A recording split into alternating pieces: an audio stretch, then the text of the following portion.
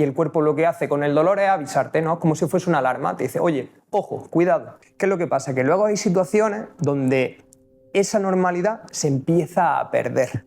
Y ahí es donde empezamos a hablar del dolor crónico. Parece que nuestro cuerpo comete cierto error a la hora de evaluar si es necesario o no encender esa alarma. Entendemos que el número de personas que sufren de dolor y el número de personas que sufren de dolor crónico parece ir en aumento. ¿Tú tienes alguna especulación o hipótesis de por qué crees que es? Hipótesis tengo muchas, certezas muy pocas, pero lo que sí me queda muy claro es que es un problema mucho más complejo de lo que a priori desde fuera podemos llegar a pensar.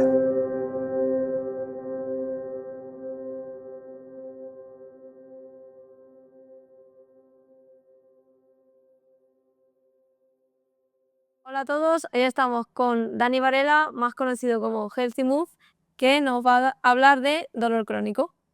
¿Qué tal, Dani? Pues muy bien, encantado de estar con vosotros y de poder compartir un rato de conocimiento y sobre todo que podamos ayudar a la gente a manejar mejor medida el dolor sobre todo.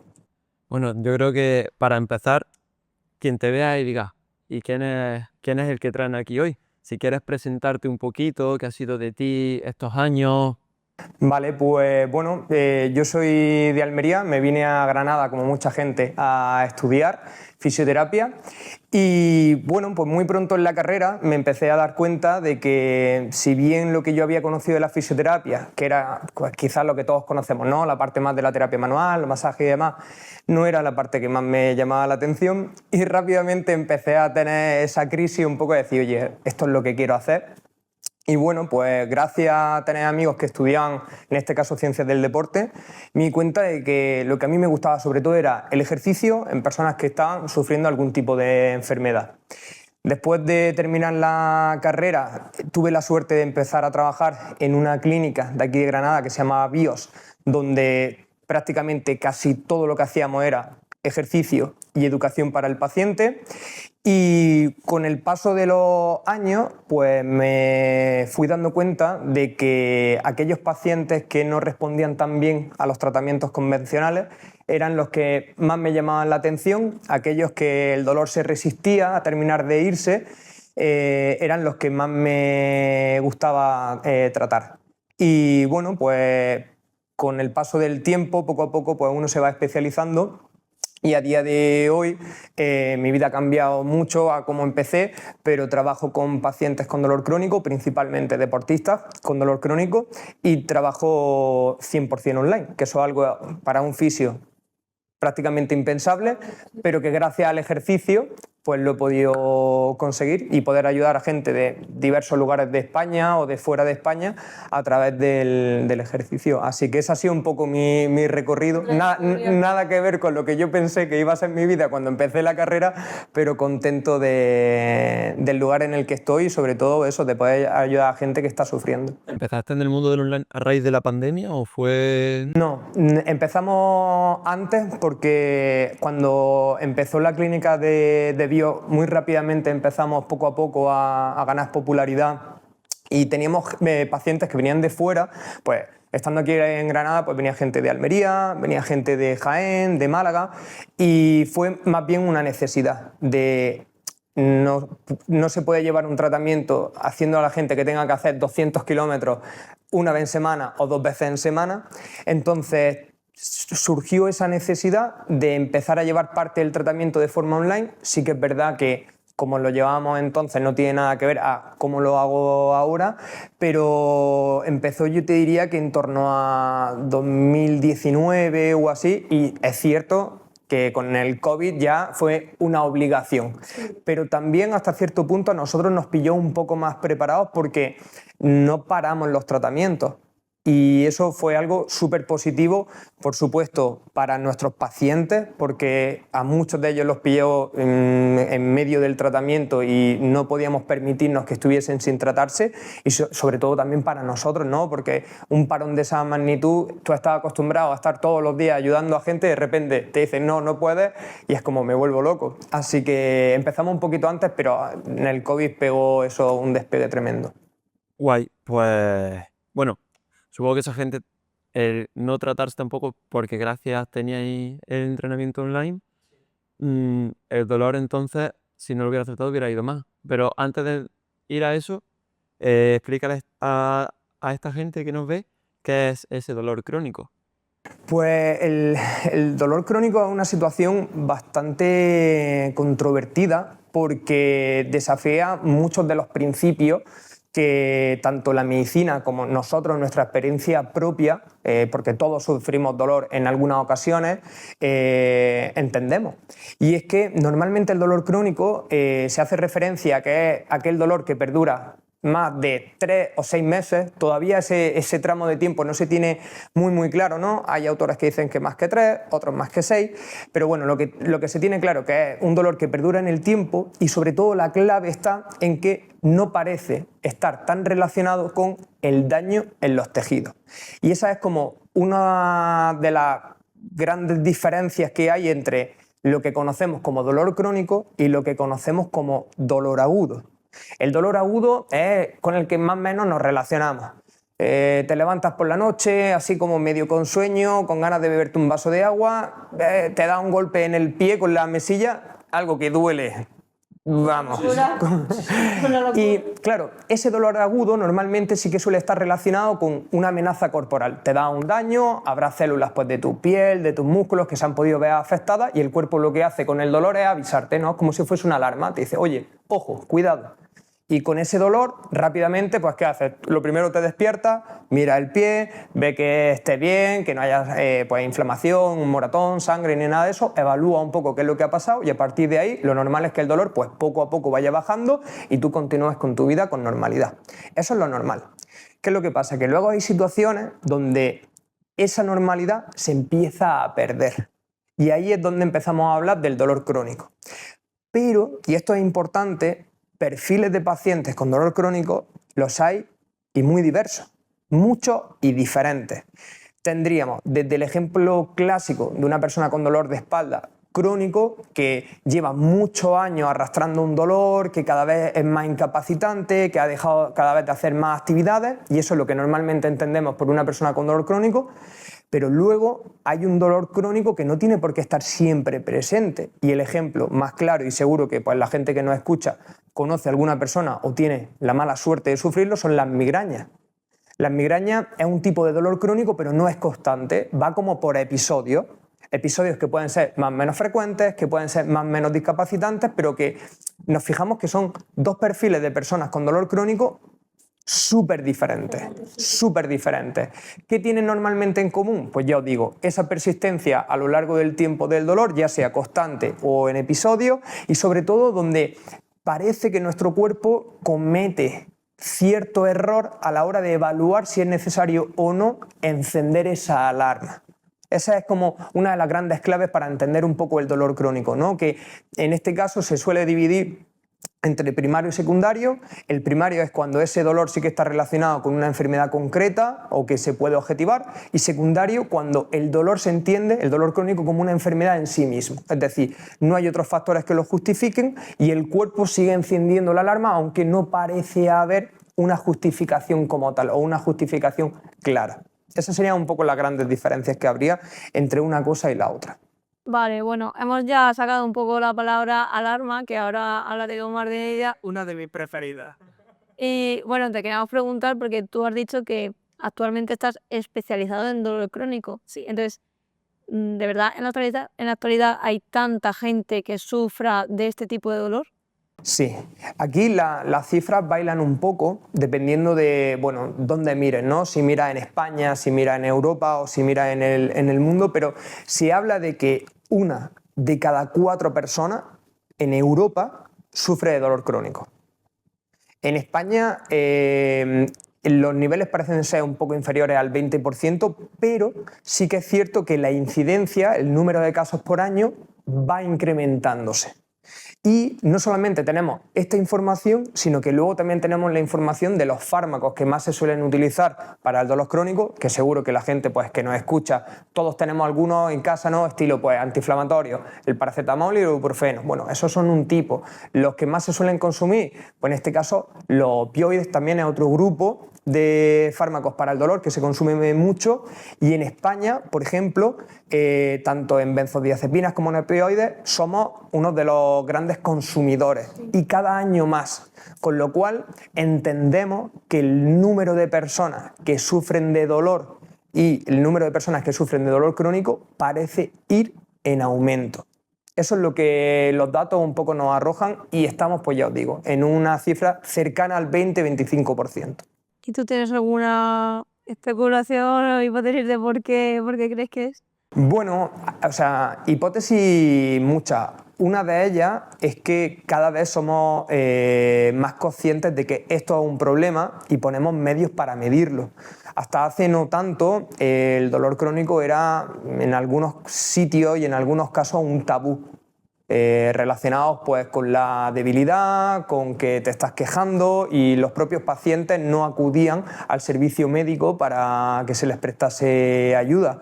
Y esto está cambiando poco a poco, se le da más visibilidad, que todo el mundo tiene derecho a poder aliviar su sufrimiento y sobre todo a mejorar su calidad de vida, que es uno de los grandes objetivos que se tienen con los pacientes con dolor crónico. Entonces creo que ese es uno de los factores, que se tiene una mayor conciencia de que existe un problema. Y, por tanto, si mides más, pues con más frecuencia vas a encontrar aquello que estás midiendo. Eso por un lado. Luego es cierto que estamos viviendo cambios muy importantes pues, a nivel social, a nivel cultural, que puede influir sobre cómo vivimos el dolor, porque al final el dolor es algo completamente individual y no deja de ser una experiencia que se va forjando a lo largo de nuestra vida. Entonces, es importante en este caso también tener en cuenta que hay una cantidad enorme de factores que influyen sobre que esa alarma siga encendida durante más tiempo de lo debido, o incluso cuando no tenemos claro si hay una justificación para que suene, y son factores que están relacionados con aspectos, por ejemplo, laborales, aspectos sociales, aspectos económicos, que es algo que se estudia bastante, ¿no? Cómo, por ejemplo, puede llegar a influir el tener acceso a ciertos tratamientos en que el dolor permanezca.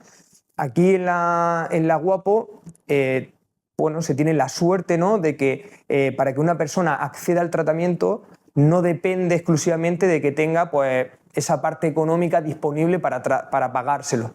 Pero claro, si hablamos de los tratamientos que son 100% privados, o tienes ese desembolso económico, no podría acceder al tratamiento. Bueno, pues ese es un factor que influye sobre que el dolor persista en el tiempo. La seguridad laboral, lo mismo. Si no te puedes permitir o no tienes el derecho de poder tener una baja, eso influye también sobre que el dolor pueda permanecer más tiempo de lo debido. Entonces, hipótesis tengo muchas, certezas muy pocas, pero lo que sí me queda muy claro es que es un problema mucho más complejo de lo que a priori desde fuera podemos llegar a pensar, y que quizá la inversión que se hace, que por supuesto es necesaria, pues por ejemplo en el tema de la farmacología, también sería muy necesaria que se hiciese en tratamientos que sean por diversos profesionales, y eso es algo que también está muy evidenciado en la literatura científica, de que oye, cuando en un tratamiento tienes diferentes profesionales,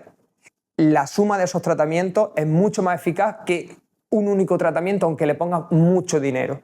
Entonces, esa sería un poco la hipótesis que yo manejaría a día de hoy. Sí, al final yo creo que aquí en la Guapo también vemos la enfermedad, o más bien la salud, como algo multidisciplinar. Entonces, creo que vamos, tiene todo el sentido del mundo. Totalmente. Al final es paradigmático el caso de los pacientes con cáncer, porque si bien el dolor crónico llama mucho la atención a los investigadores, a los médicos, fisioentrenadores y demás, porque no siempre encontramos esa clara relación, ¿no?, entre que la alarma suene, el dolor permanezca y haya daño en los tejidos, porque se hacen radiografías, se hacen resonancias y no se ve nada que lo justifique como tal, porque a lo mejor los cambios pues, están relacionados con la edad. Dices, claro, es que si yo cojo a una persona de más de 70 años y le hago una resonancia, lo más probable es que encuentre pues, que hay un envejecimiento del disco, ¿no? En esos casos decimos que no estaría justificado que la alarma siga sonando. Pero el caso de los pacientes con cáncer es que es muy curioso porque normalmente los síntomas aparecen bastante más tarde que en sí el inicio de la enfermedad.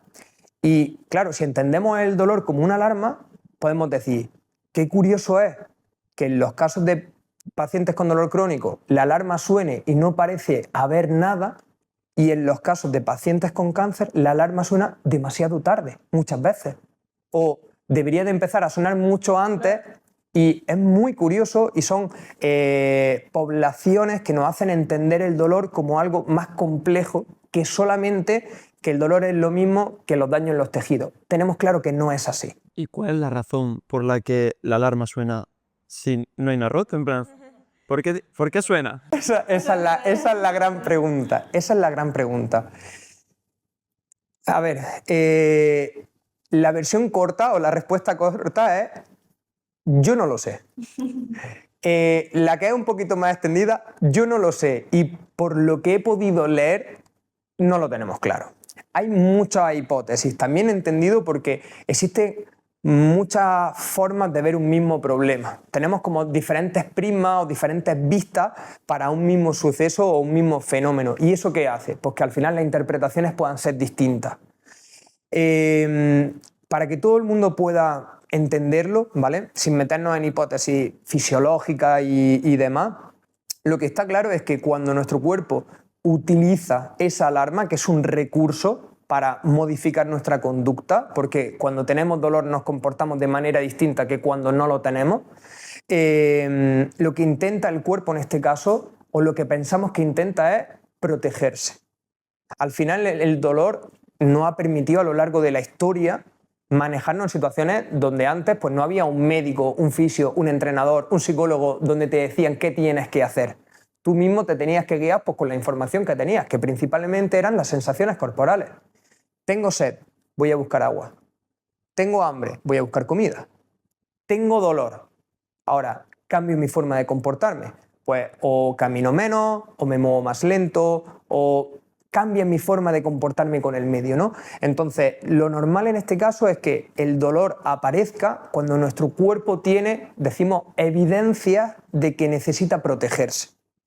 Y esas evidencias yo muchas veces a mis pacientes y a mis propios alumnos les digo que se lo imaginen como si fuese la típica balanza romana que había antes en las tiendas, ¿no? Donde para saber pues, cuánto pesaba una cosa iban poniendo pesitos en la otra, ¿no?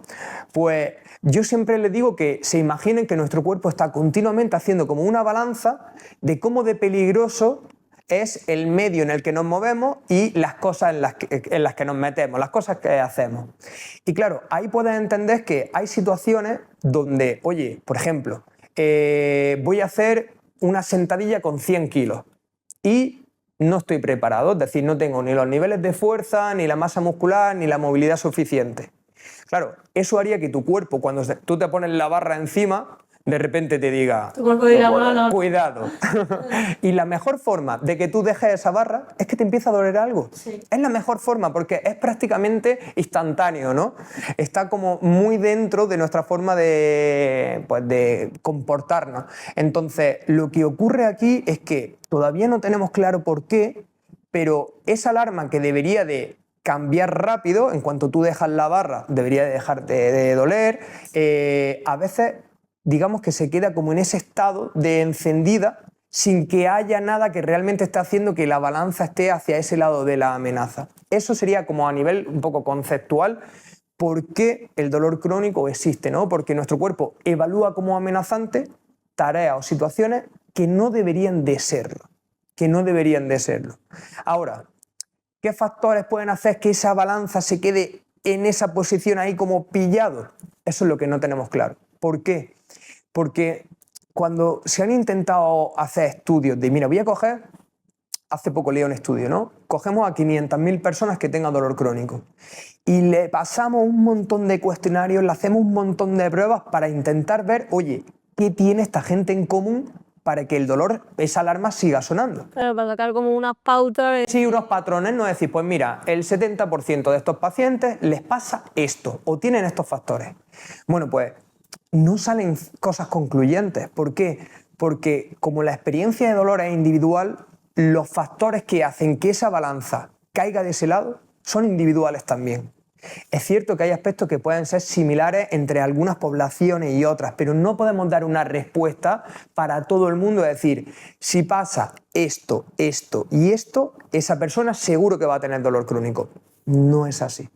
Vale, No es así. y has comentado anteriormente también el tema de que ahora ya por suerte se está hablando más, la gente va más a los sanitarios, pero es posible que todavía haya gente que ya le hayan dicho que no, que es que tienes un daño, que no te pasa nada y que piense, ¿qué hago? Es que no me lo estoy inventando, porque es que no se lo estoy inventando, de verdad esa persona se duele. Suele ser uno de los casos más comunes.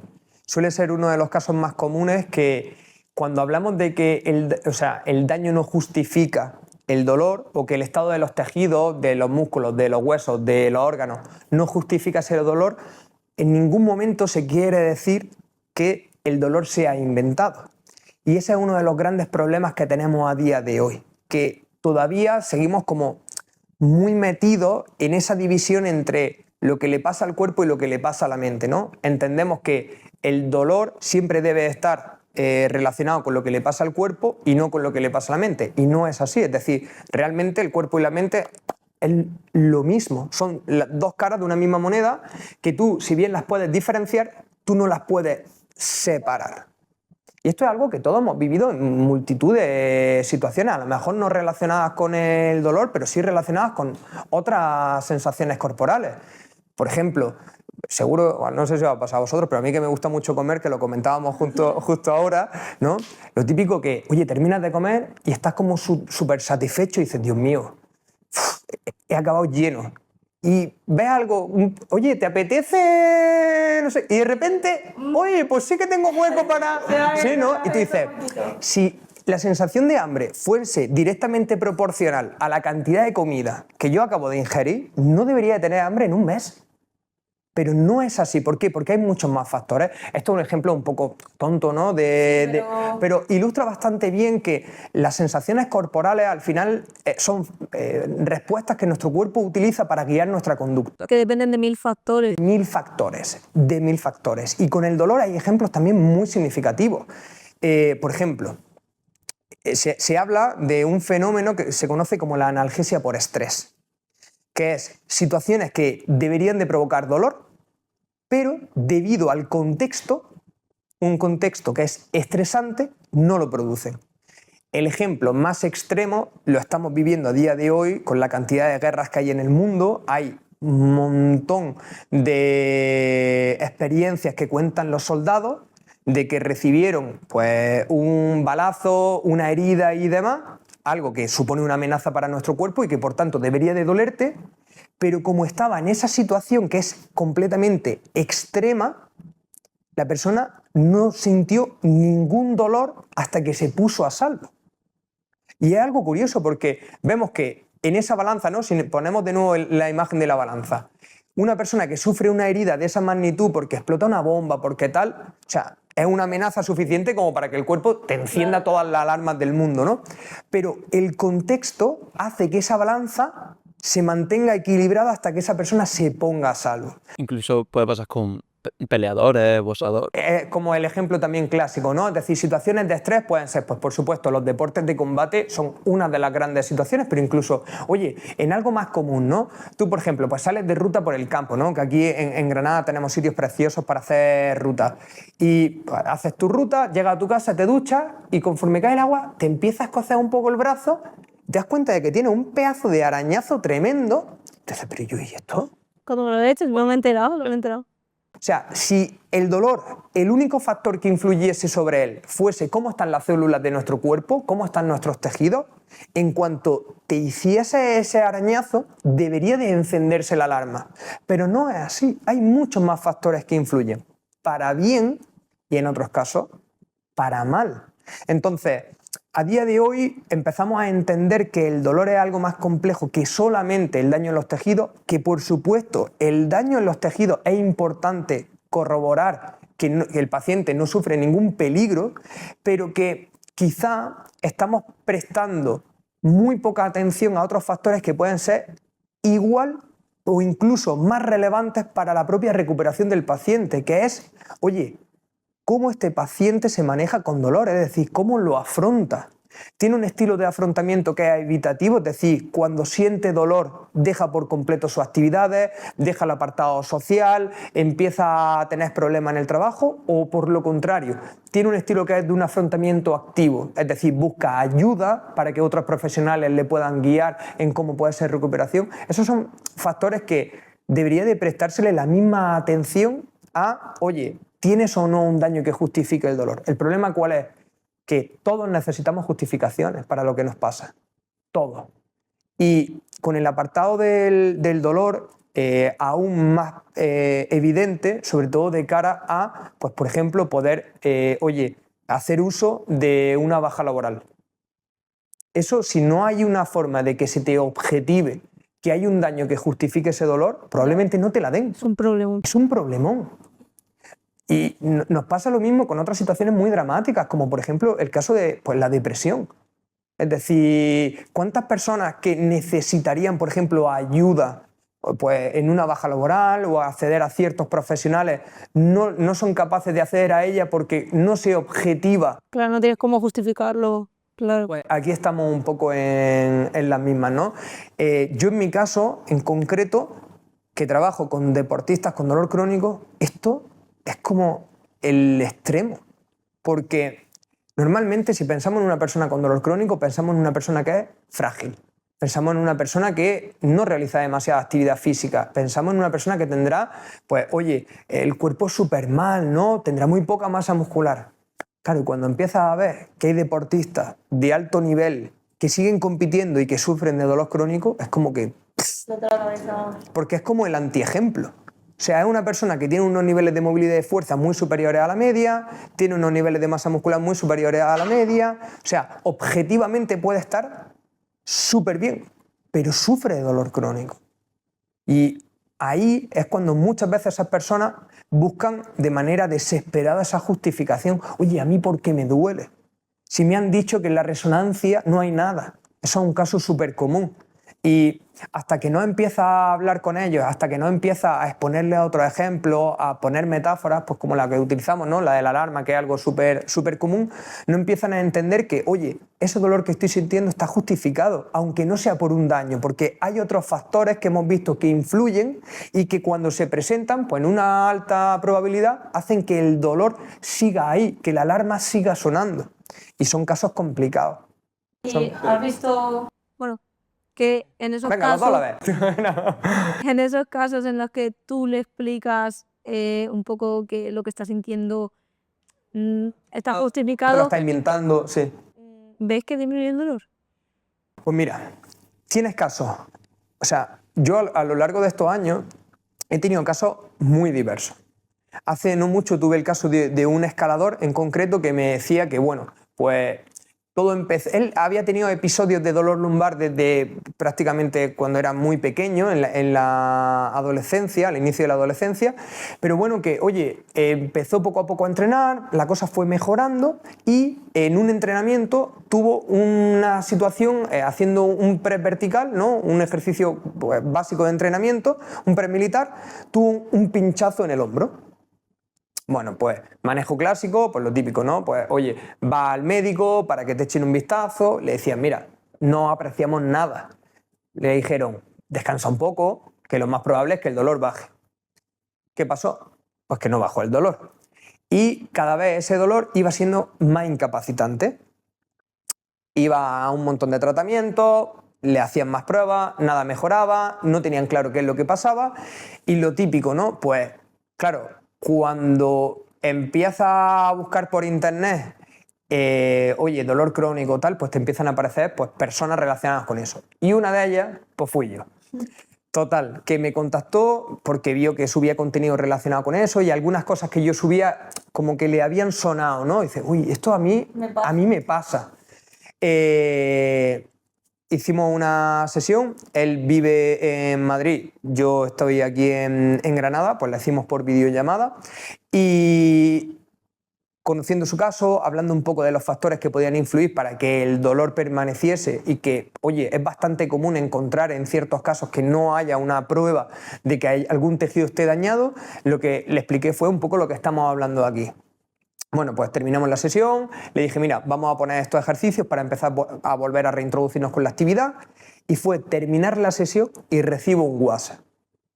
Y claro, eso puede ser o muy bueno O muy o muy malo. malo. Bueno, pues en este caso fue muy bueno, porque me dijo, Dani, es increíble, pero después de hablar contigo me siento mucho más tranquilo y me ha bajado muchísimo el dolor del hombro. Claro, estos son casos aislados y no quiere decir que solamente charlando o explicándote las cosas te vayas a recuperar, pero sí es cierto que todos necesitamos justificar lo que nos pasa, porque a partir de esa justificación vamos a empezar a tomar decisiones y esas decisiones deben de ser lo más acertadas posible. En mi caso, sus decisiones no habían sido acertadas porque él había seguido, ¿no?, el manejo clásico, pues cada vez dejó de hacer más cosas. Pero es que conforme dejaba de hacer más cosas, cada vez se encontraba peor. Claro. Entonces, con él hicimos un poco pues, ese cambio, ¿no?, de entender la situación que estás viviendo desde otra perspectiva y empezar a trabajar. Y oye, esa primera sesión fue un punto de inflexión, luego tuvimos que estar trabajando un tiempo, pero fue un cambio un poco de chip, ¿no?, de, oye, no puedo tener un rol pasivo en el tratamiento, el paciente no puede ser, bueno, uno más, sino que tiene que ser el protagonista y el que tiene que tomar un poco pues, las riendas de la situación. Y ese suele ser como el cambio más importante dentro del tratamiento. Nosotros, en plan, ahora estamos hablando de dolor, pero si no tengo mal entendido, hay muchos tipos de dolor. Sí. En resumen, más o menos, ¿qué tipo de dolor existe? Esto es muy curioso, ¿vale? Porque, o sea, clasificaciones del dolor hay tantas como colores en el arcoíris. O sea, hay un montón. ¿Por qué? Porque al final las clasificaciones atienden a un objetivo. Oye, yo voy a clasificar el dolor de esta forma porque me va a permitir pues, separar a los pacientes e intentar darle un mejor tratamiento, ¿no? Pues lo típico, oye, vamos a diferenciar entre dolor agudo y crónico. ¿Por qué? Porque entendemos que las personas que tengan un dolor agudo, los factores que estén relacionados con ese dolor probablemente sean distintos a los del crónico y de esa manera los podemos tratar a cada uno de manera un poco más individualizada. Claro, esa es una forma de pues, clasificar el dolor entre agudo y crónico. Luego hay más formas. Tienes la más común, ¿no?, que seguro que habéis escuchado por ahí, que se clasifica el dolor en 3 tipos y tienes el nociceptivo, el neuropático y el nociplástico. Para que la gente lo entienda, vamos a ver, ¿no? Vamos a explicarlo un poco, porque es lo primero, antes de explicarlo, esta clasificación, y esto es algo importante, está súper extendida en la medicina, en la fisioterapia, en el entrenamiento, pero tengo que decir que cuando luego te pones a buscar, oye, ¿esto de dónde viene? No está tan claro. No sé, o sea, no es muy fácil llegar como al origen de quién fue el primero, quiénes fueron los primeros que dijeron que el dolor se tenía que clasificar de esa forma, y cuando llegas a ese origen te das cuenta de que esa clasificación se hizo principalmente para que la industria farmacéutica pudiese definir mejor a qué dianas terapéuticas, es decir, qué tipo de fármaco iba a sacar para esas poblaciones en concreto. Es decir, que tenía un objetivo que era principalmente pues, diseñar fármacos que fuesen más útiles y más seguros. Que no quiere decir que sea la única clasificación que hay del dolor y que todo el mundo tenga que entrar dentro de esa clasificación. Sí, pero al final a ellos les servía para activar. Eso es. Esto lo digo porque muchas veces esa clasificación se utiliza a modo un poco de etiqueta. Es decir, tú tienes dolor crónico tipo neuropático. Y te ponen como esa etiqueta, como si fuese un parche, ¿no?, de este es mi dolor. Y como tú tienes ese dolor, pues estos son los tratamientos que se te tienen que dar. ¿Qué es lo que pasa? Que no todo el mundo que entra dentro de ese cajón que se conoce como dolor neuropático, que ahora vamos a contar un poco qué significa, ¿no? No todo el mundo responde de la misma forma a los tratamientos que se le dan a esas personas. Y ahí es donde empiezan los problemas. ¿Por qué? Porque esa clasificación te puede ser muy útil, pero no le vale a todo el mundo. Y ese es siempre el problema que tenemos, que intentamos dar respuestas generales a problemas que son específicos. Y vosotros lo sabéis con vuestros pacientes aquí, ¿no?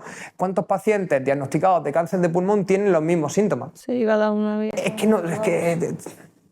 Entonces aquí pasa lo mismo. Dicho esto y habiendo dejado esto claro, ¿qué tres tipos hay? ¿Vale? El nociceptivo.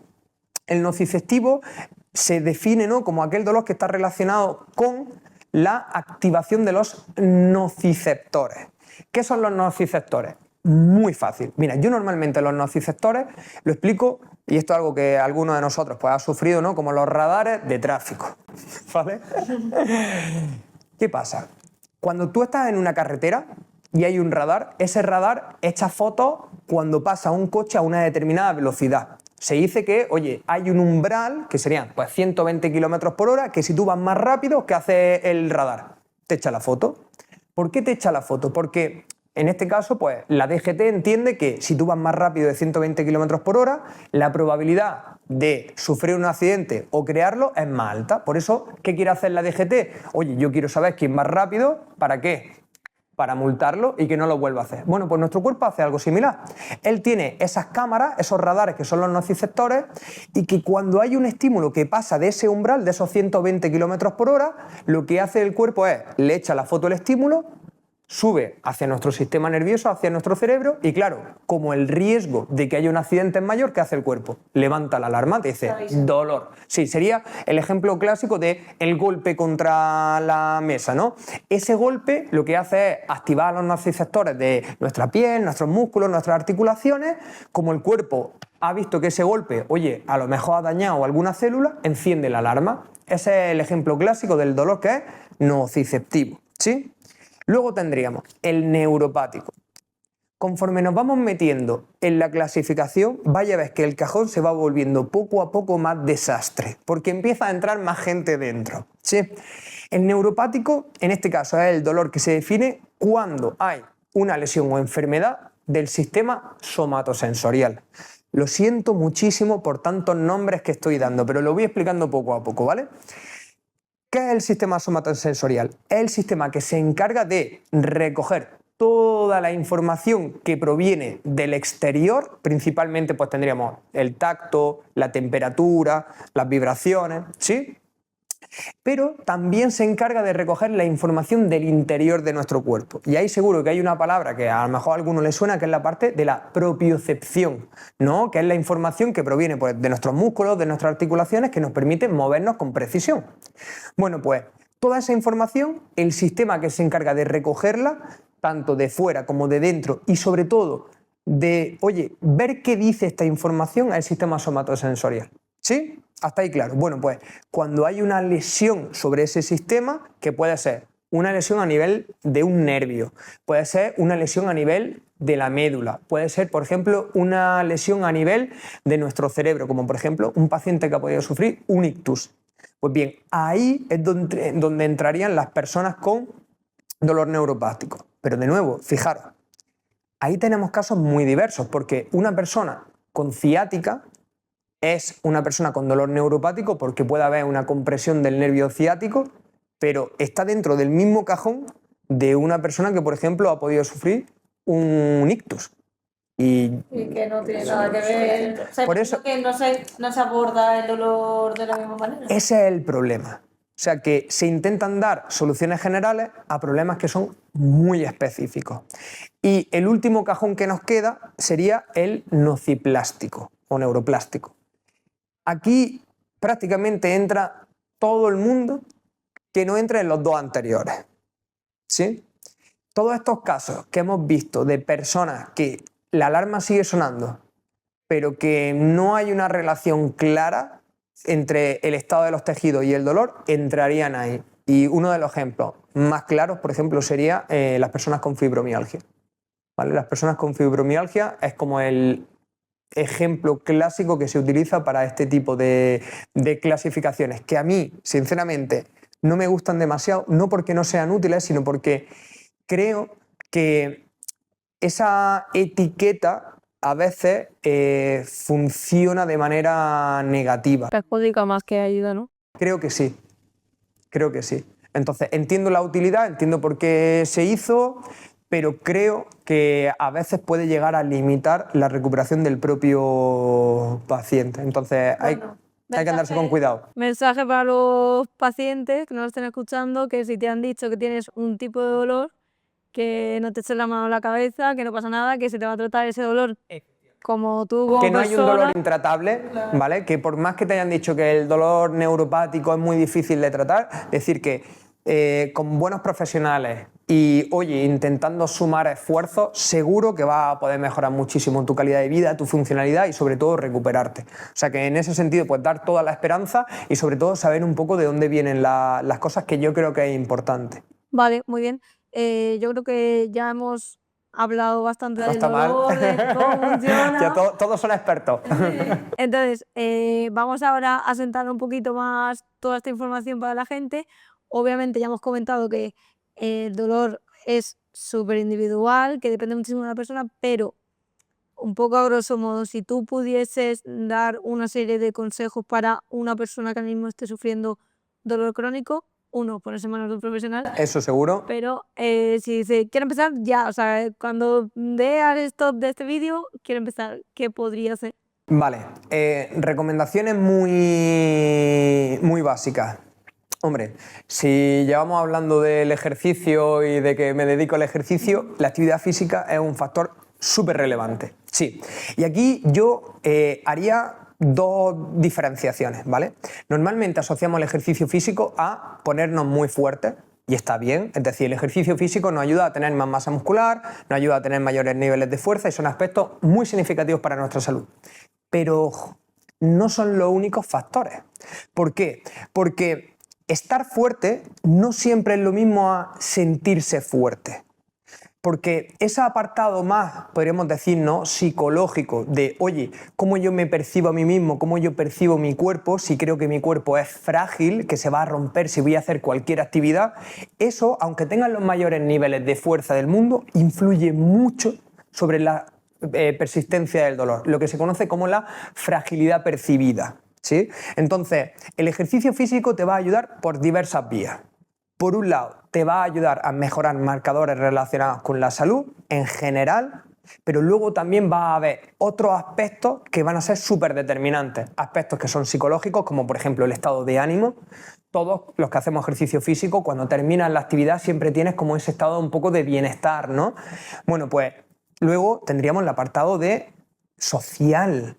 Vosotros lo sabéis bien porque tenéis grupos de entrenamiento. El ejercicio físico es súper importante para relacionarnos. Sí, que a veces nos pasa factura porque tenemos que cortar la conversación. Sí, a veces esa parte se potencia demasiado, ¿no? Y hay que decirle, oye, sigue con la repetición que te has quedado a media. Pero ahí lo que empezamos a ver es que cuando una persona, por ejemplo, empieza a reducir su capacidad de desplazarse, las relaciones sociales que tiene empiezan a deshacerse, a limitarse, a reducirse. Y el aspecto social es uno de los más importantes en relación a la persistencia del dolor crónico. Tener un apoyo social, tu amigo, tu familia, y en gran medida eso también depende de que tú puedas ser funcional, que puedas seguir trabajando, que puedas desplazarte por ti mismo, que puedas llevar a cabo las actividades de la vida diaria. Bueno, pues todo eso se puede trabajar con el ejercicio físico. Sí, eso al final lo vemos aquí a diario. Entonces, quiero hacer esta distinción un poco porque casi siempre que a un paciente con dolor crónico le dicen, no, es que tendrías que hacer ejercicio, solemos pensar, pues, no estaré lo suficientemente fuerte, no tendré la suficiente masa muscular. Y bueno, a veces es cierto que se pueden mejorar esos aspectos, pero hay otros muchos que se pueden mejorar con el ejercicio físico y que no son solamente estar más fuerte o tener más masa muscular. Entonces, para mí, recomendación número 1, sí, realizar actividad física, que ahí es donde entra el profesional. El profesional te ayudará a adaptar esa actividad física a los diferentes momentos y objetivos que tengas. A partir de ahí, más recomendaciones que daría, principalmente, un apartado súper importante es el sueño y el descanso. Una de las mayores comorbilidades, una comorbilidad es un problema que suele estar bastante asociado a otro problema, ¿no? Bueno, pues los pacientes con dolor crónico, uno de los problemas asociados más importantes es la alteración del descanso. En una proporción enorme, cuando sufres de dolor crónico, tu descanso empieza a alterarse. Y cuando es dolor agudo, también, porque todos lo hemos vivido alguna vez. Entonces, empezar a tener ciertas rutinas o consejos relacionados con la mejora del descanso ayuda muchísimo. Que por cierto, el ejercicio también ayuda a descansar mejor. Es que el ejercicio ayuda a muchas cosas, eso es lo bueno del ejercicio, por eso nos gusta tanto, ¿no? Porque es prácticamente transversal a todas las cosas que luego necesitamos. Mira, fijaros, otra cosa que influye o que parece estar influyendo, la obesidad dispara el riesgo de sufrir dolor crónico. Y el ejercicio ayuda también a modificar ese factor de riesgo. Y no solamente porque pueda tener una afectación metabólica, que la hay, sino porque también al final la obesidad pues, está asociada a otra serie de problemas, pues también a nivel psicológico, a nivel social. Entonces, el ejercicio físico prácticamente es que te va a ayudar en todas las facetas o en todas las áreas. Y como digo, para mí uno de los aspectos clave es el descanso. El descanso es fundamental. Entonces, en recomendación, si por la noche no alcanza las horas de sueño necesarias o los ciclos de sueño necesarios, que es como el término un poco más correcto, porque no es tanto cuánto duermas, sino la calidad de ese sueño, pues aquí en España tenemos la suerte de que tenemos la siesta como ese recurso que está súper demostrado que es beneficioso para la salud. Pero ojo, no son siestas de 2 horas, ¿vale? Que nadie piense eso, sino que nos conocemos, sino que son pequeñas siestas como por ejemplo entre 15 y 30 minutos son las que más se recomiendan, ¿vale? Entonces el apartado del sueño, súper importante. Y luego, para mí, otro de los pilares clave es la educación del paciente. Y cuando hablamos de la educación del paciente con respecto al dolor, no quiere decir que el paciente tenga que ser experto en dolor, que tenga que conocer todas las rutas fisiológicas. No. Lo que quiere decir es que el paciente tenga los conocimientos mínimos necesarios para poder ser autónomo en la mayoría de las situaciones. Esa es la parte verdaderamente importante de la educación en dolor. Yo, cuando trabajo con mis pacientes o cuando doy clase, siempre les digo lo mismo. Digo, chicos, la educación en dolor es enseñar a hacer, no solo a saber. Porque el conocimiento está bien, pero el conocimiento debe de aplicarse. A mí, hasta cierto punto, ¿qué más me da si mi paciente sabe lo que es un nociceptor o no? Si luego, cuando no está conmigo en la sesión, si el dolor se incrementa un poco, abandona. ¿Qué más me da? Si lo importante es que el paciente sepa desenvolverse en esa situación, que el paciente sepa cómo desenvolverse en una crisis de dolor. Eso es lo realmente importante. Los conocimientos, también hay unos mínimos, pero para mí que el paciente en ese proceso, ¿no?, de recuperación sea capaz de adquirir los conocimientos necesarios para desenvolverse en la gran mayoría de situaciones es súper importante. Sobre todo porque tenemos que tener en cuenta que al final el dolor nos va a acompañar de una manera u otra a lo largo de nuestra vida. Entonces, mejor, yo siempre lo comparo con un compañero de piso, ¿no? Tenemos una casa, que es nuestro cuerpo, pues tiene un compañero de piso. Oye, mejor llevarte bien, ¿no? Que ese compañero de piso a veces pues te molesta un poco porque hace ruido, porque tal. Es cierto. Pero si está ahí, tienes que tener en cuenta que es porque en algún momento ha tenido que ser útil, aunque ahora te esté dando muchísimo la lata y quisiese echarlo a la calle, no podemos echarlo, ¿vale? Tenemos que llegar a un acuerdo, ¿no? Tenemos que tener una convivencia. A mí me gusta mucho, ¿no?, la idea de reconciliarnos con ese dolor. Es decir, ser capaces de, oye, el dolor en algunos momentos debe de aparecer. Si te da un golpe, te tiene que doler, porque si no, ¿cómo vas a actuar de manera apropiada? Al final, eso, aprecia que tenemos una alarma que te indica que hay un problema, solo que ya Absolutamente. a veces hay que resetearla un poquillo. Absolutamente. Además, es que existen casos que están en el extremo contrario, que son personas que nunca sienten dolor. Se llama analgesia congénita. Y son personas que hasta hace no tanto morían siendo muy pequeños, porque no diferenciaban lo peligroso de lo no peligroso. Entonces, pues, sufrían un montón de heridas, infecciones. ¿Por qué? Porque la alarma no se encendía. Y como no se enciende, no buscas ayuda, no sabes comportarte. Entonces, la alternativa de no tener dolor, yo no sé si lo podemos decir que es una solución o una alternativa válida. Entonces, mejor reconciliarnos, mejor tener una vida saludable con el dolor que aparezca en ciertas situaciones cuando es necesario, pero cuando no, oye, ser capaces de trabajar para superarlo. Esa sería un poco mi mi conclusión. Entonces, un objetivo de cualquier profesional que trate con esta población como somos nosotros con cáncer o en general cualquier patología es que nuestro paciente sepa gestionar el dolor cuando no estemos nosotros con él. Eso es fundamental. O sea, sin eso, es que te tendrías que llevar a los pacientes a tu casa. Ya, total. Y no sé, no sé si es viable. Entonces, es súper importante, sobre todo porque al final el tiempo que van a estar contigo es limitado y deberíamos de promocionar más esa parte educacional. Para mí es el pilar fundamental sobre el que se fundamenta todo lo demás. Si el paciente no está bien alineado con esa parte de la educación, antes o después va a abandonar y es entendible. Entonces, necesitamos que los pacientes formen parte del tratamiento, pero formen una parte activa. Es decir, que opinen, que pregunten. Esto no es tú vienes, yo te digo y tú haces. No, yo te puedo guiar en este proceso, pero quien va caminando ese camino eres tú. Y yo te puedo echar una mano en ciertos momentos, más o menos, pero hay momentos en los cuales yo hablo con mis pacientes, ¿no?, de que tenemos que cortar el cordón umbilical porque obviamente tú te conviertes en ellos en un referente de seguridad y cuando están contigo se encuentran mejor. Pero esto no puede ser para siempre. Entonces, la última parte, por ejemplo, de los deportistas con los que yo trabajo, es una parte donde ellos son prácticamente autónomos, casi por completo, donde nos vemos muy poquito para revisar cómo han ido las cosas, si ha surgido un problema, cómo lo han solucionado, porque yo sé que en algún momento no voy a poder estar y el paciente tiene que seguir. Entonces, para mí es pieza clave. Muy bien, pues yo creo que vamos, con estos Sí. consejos ya tienen para ir empezando. Ya tienen que asimilar cosas de lo que nos ven. Creo que sí.